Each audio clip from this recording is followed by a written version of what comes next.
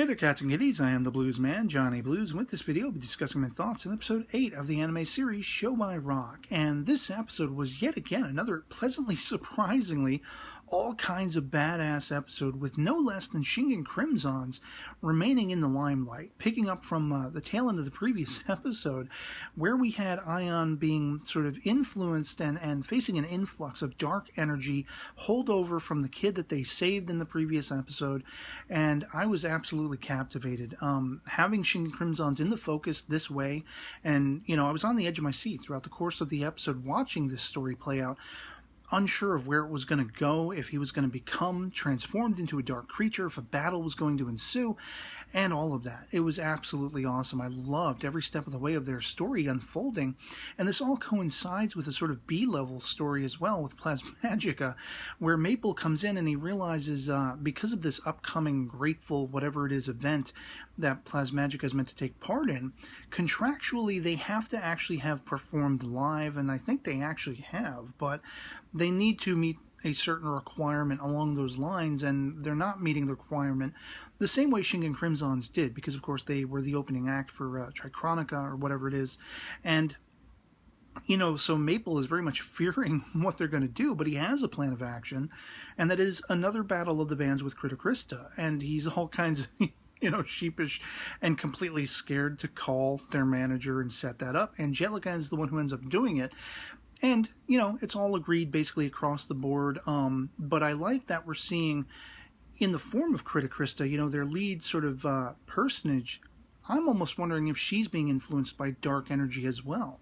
Because she's very much, almost lethally thinking of Xian, going directly after Xian and taking her down.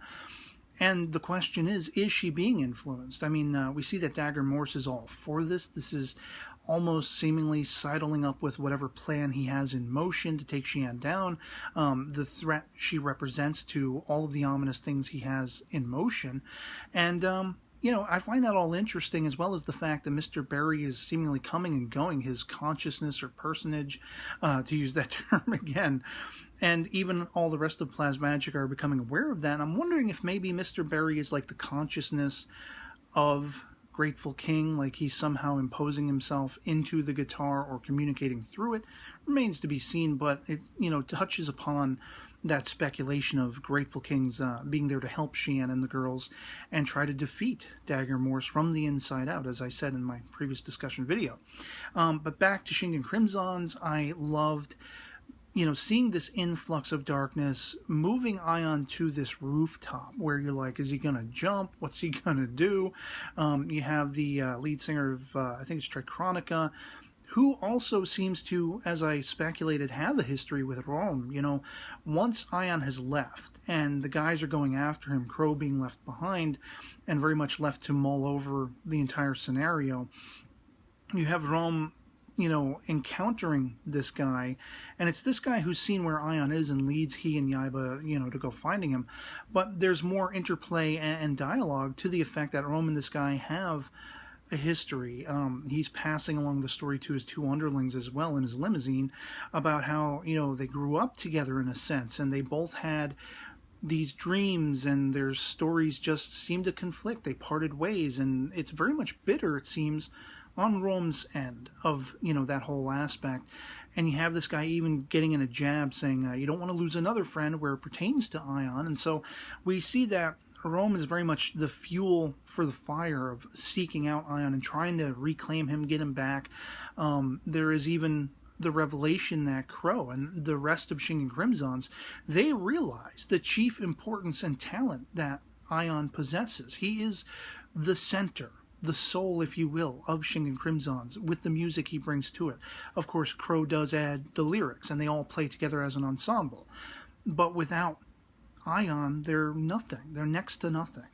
And you have Rome encountering, of course, Aion on the rooftop, pummeling him into dust practically, and a hand stops him before he can get another punch in, and it's Crow. And I was like, yes!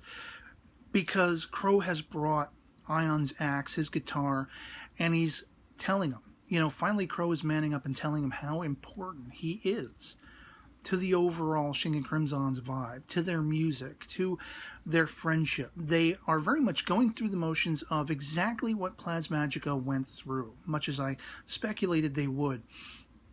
And it was no less compelling because as this is going on, as Crow is issuing these empowering words to Aion, we're getting back and forth glimpses of that internal crystal that Aion carries and the dark energy around it evaporating slowly but surely until finally it is completely wiped away.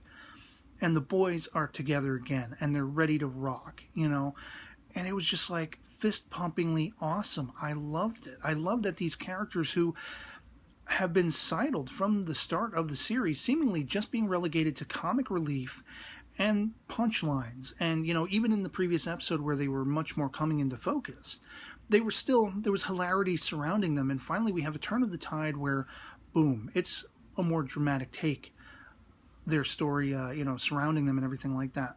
And we are seeing them in as much importance as Plasmagica is. And I have to wonder if this is laying the groundwork for a potential, duel of the fates, if you will, of Shingen Crimsons and Plasmagica being equally important to taking down and ceasing an end to whatever it is Dagger Morse has in mind. Like, are we going to see this building up to multiple dark monsters and even a face-off with Dagger Morse himself? And these two bands have to come together and unite against them. As we've seen, whether they were helped by Grateful King or not in the previous episode, Shingen Crimsons, they rose to the challenge and they knocked it out of the park. And they did it again by having their entire livelihood, their entire, relationships between each other as both, co-workers in a band as well as friends. They had that all in jeopardy. And to see, again, especially Crow, the kid with the biggest chip on his shoulder, if you will. I mean, they all have chips on their shoulder, and they're all competitive, and they all like to, get verbal jabs and jibes in at each other. But at the end of the day, you see that they all matter to one another. They are a family of sorts, even if they're not as readily capable of admitting that fact, as we saw Plasmagica is amongst themselves. They still are, and they still have that cohesion by the end of this episode, and it has me primed to see what the next step is going to be. We know that, in a week's time, as of the events in this episode, is when this new battle of bands is going to be happening, and we leave off with this cliffhanger of the lead, sort of singer of Kruta Krista being like, just scathingly calling out Xian and then being like, oh, no, I'm just kidding, we're just going to have fun. But, yeah, it's ramping up the tension, and I love it. I love this environment. I love the characters.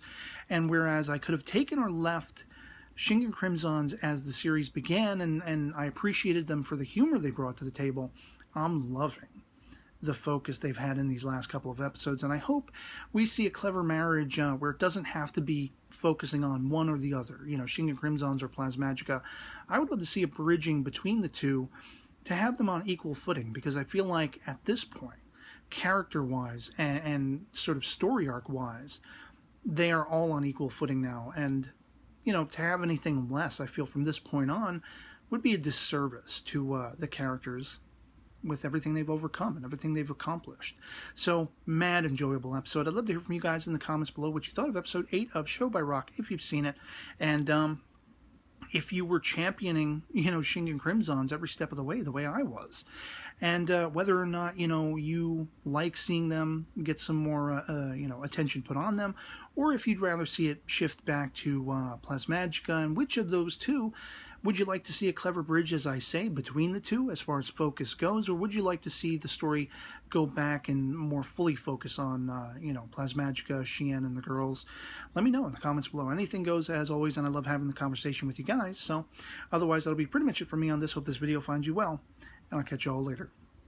Peace.